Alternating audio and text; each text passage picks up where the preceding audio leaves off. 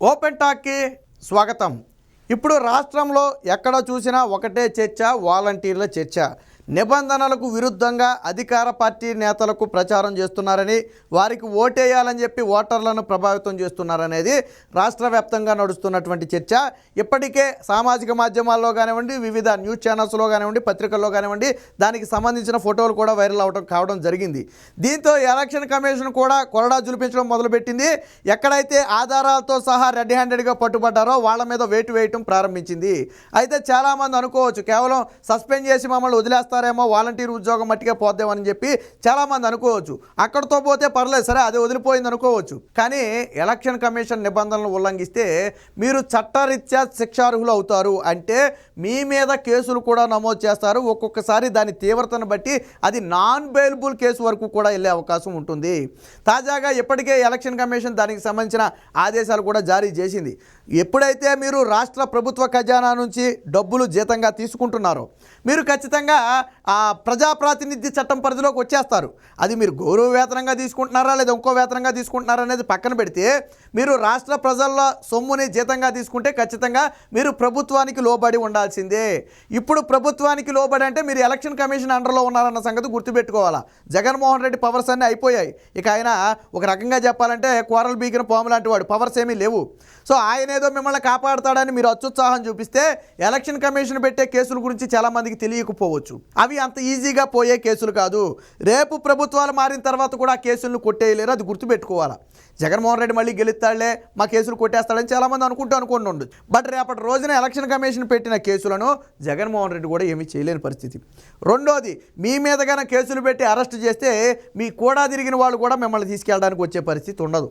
ఇప్పుడు ఏదో మీరు 5,000 రూపాయల జీతానికి మంచో చెడో పనిచేశారు, కానీ రేపటి రోజున కేసులు పడితే ఆ కోర్టు ఖర్చులే చాలా అవుతాయి. ఆ విషయం కూడా మీరు గుర్తుపెట్టుకోవాలి. అందులో ఎలక్షన్ కమిషన్ తలుచుకుంటే ఐఏఎస్ ఐపీఎస్లకే దిక్కు లేదు, డీజీపీలకే దిక్కు లేదు, సిఎస్లకు దిక్కు లేదు, కలెక్టర్లకు దిక్కు లేదు, ఎస్పీలకు దిక్కు లేదు. మరి వాలంటీర్లను ఎలా కాపాడతాడు జగన్మోహన్ రెడ్డి? అలాంటి వాళ్ళనే కాపాడలేకపోయాడు. తిరుపతి ఉప ఎన్నికల్లో జరిగిన అవకతవకలకు సంబంధించి అన్నమయ్య జిల్లా కలెక్టర్ని సస్పెండ్ చేశారు. ఏం చేశాడు జగన్మోహన్ రెడ్డి? ఆపాడా సస్పెన్షన్ని? చిత్తూరు జిల్లాలో, తిరుపతి జిల్లాలో అక్కడ దాదాపు 3-4 సిఐని ఎస్ఐని సస్పెండ్ చేశారు. జగన్మోహన్ రెడ్డి ఆపగలిగాడా? ఒక సిఐని ఎస్ఐని కూడా ఆపలేకపోయాడు సస్పెండ్ కాకుండా. మరి మిమ్మల్ని ఎలాగ ఆపుతాడు? అంటే ఎలక్షన్ కమిషన్కు ఉన్నటువంటి పవర్స్ అలాంటివి. కాబట్టి చాలామంది తెలియకపోవచ్చు ఎలక్షన్ కమిషన్ చేతిలో ఎలాంటి పవర్స్ ఉంటాయి, ఒకవేళ కేసులు పెడితే భవిష్యత్తులో ఎలాంటి ఇబ్బందులు వస్తాయని చాలామందికి తెలియకపోవచ్చు. బట్ మీరు ప్రజాప్రాతినిధ్య చట్టం పరిధిలోకి వస్తే కేసులు అనేవి చాలా కఠినంగా ఉంటాయి. మీరు ప్రజాప్రాతినిధ్య చట్టం పరిధిలో ఉన్నప్పుడు కొన్ని రూల్స్ అండ్ రెగ్యులేషన్స్ పాటించాలి. ఉదాహరణకు సింపుల్గా చెప్తా, ఇప్పుడు ప్రభుత్వ ఉద్యోగులు చూడండి, ఎవరికి కూడా పనిచేసే పరిస్థితి ఉండదు. పరోక్షంగా తెర వెనకేదని చేస్తే అది వేరే విషయం. బహిరంగంగా వాళ్ళు ఎవరికి ప్రచారం చేయరు, ఎవరికి ఓటేయమని చెప్పరు, ఏ పార్టీ గుర్తులను కూడా వాళ్ళు పెట్టుకుని తిరిగే ప్రయత్నం చేయరు. అలాగే మీరు కూడా యాజ్ ఇట్ ఈజ్గా వాళ్ళలాగానే మీరు కూడా ఈరోజు వాళ్ళంతో మీరు కూడా అంతే, మీరు ప్రజాప్రాతినిధ్య చట్టం పరిధిలో ఉన్నారు. కాబట్టి ఈసీ ఇచ్చినటువంటి నిబంధనలు ఎక్కడా బేఖాతరు చేయకూడదు. మరి ఈసీ ఏం చెప్పింది?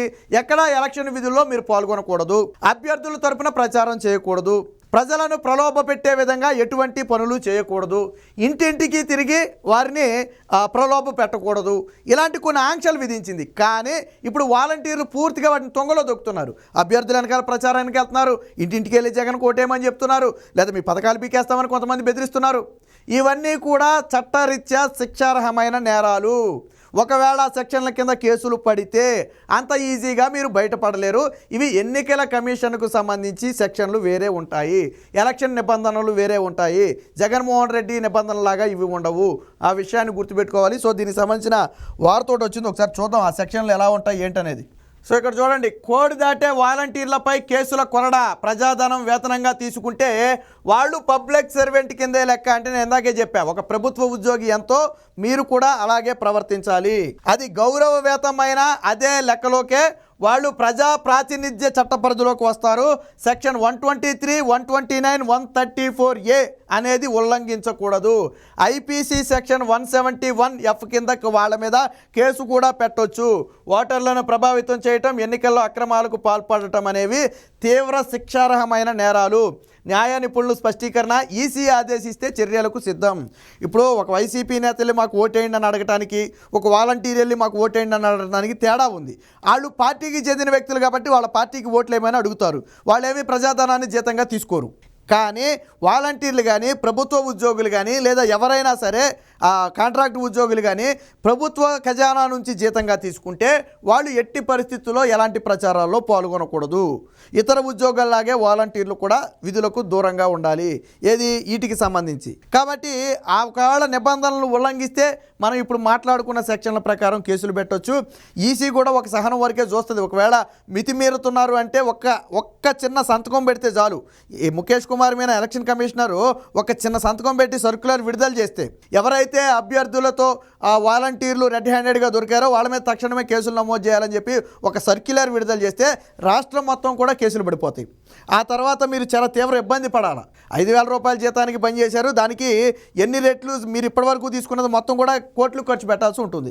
సో అలాంటి పరిస్థితి రాకుండా ఉండాలంటే మీరు కొంచెం దూరంగా ఉండాలి. ప్రజాప్రాతినిధ్య చట్టం ఏం చెప్తుందో ఒకసారి చూడండి. సెక్షన్ 123 ప్రకారం ఏంటంటే ఎన్నికల్లో అక్రమాలకు పాల్గొనకూడదు. అలాగే 129 అంటే అభ్యర్థులకు అనుకూలంగా వ్యవహరించకూడదు. వీళ్ళు చేస్తున్న ప్రధాన పని ఇదే, అభ్యర్థులకు అనుకూలంగా వ్యవహరించడం, వాళ్ళ తరపున తిరగడం, కలపత్రాలు పంచడం, ఓట్లేయమని అడగటం, జైలు కొట్టడం. సో ఇదే తీవ్రమైన నేరం.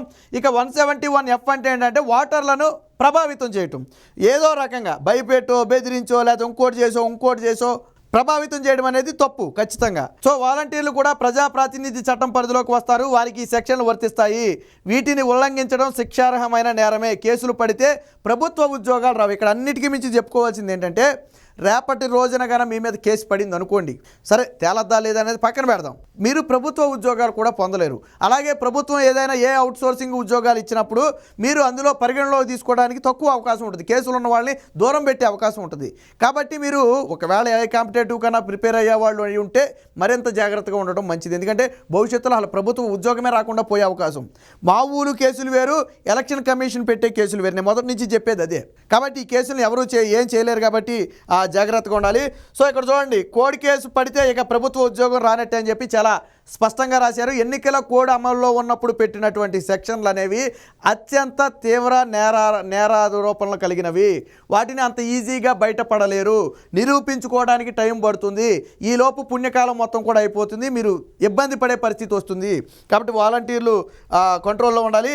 ఇక్కడ చూడండి, కోనసీమ జిల్లా అంబాజీపేట మండలంలో కోడ్ ఉల్లంఘించి జగన్కు జైకొట్టిన కొంతమంది వాలంటీర్లపై మంగళవారం వేటు పడింది. అంటే మొన్న ఆల్రెడీ ఈసీ ఎవరైతే ఇలాగా ఒక ఫోటోని సోషల్ మీడియాలో పెట్టో లేదా ఈసీకి ఫిర్యాదు చేశారో వెంటనే వాలంటీర్ల మీద వేయడం జరిగింది.